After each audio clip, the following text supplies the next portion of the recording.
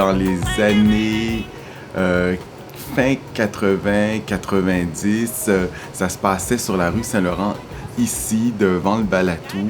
On fermait la rue.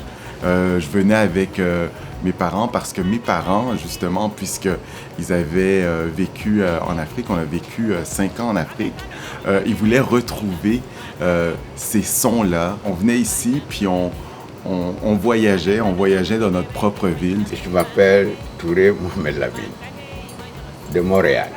J'ai fondé le Festival Nuit d'Afrique à travers des enfants. Parce que j'étais assis devant à la porte de Balatou, des enfants qui est passé, il a dit sa mère, maman voilà papa.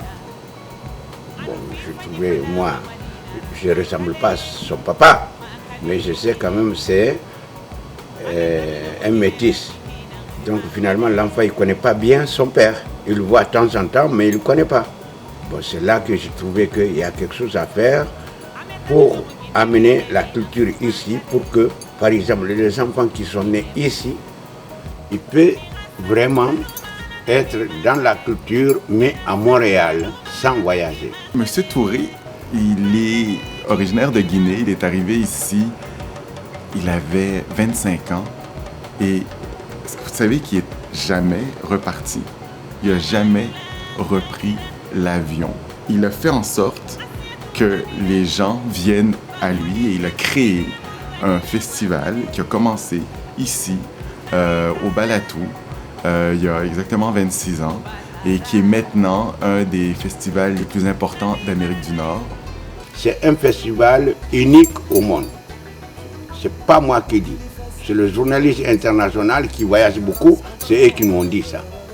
J'inviterai les gens à venir à Nuit d'Afrique cette année parce qu'il y a encore plus de choses à découvrir, il y a encore plus d'artistes qui sont des stars dans leur pays et qui peut-être vont venir seulement pour une seule fois et vous pourriez dire « j'étais là, je les ai vus ».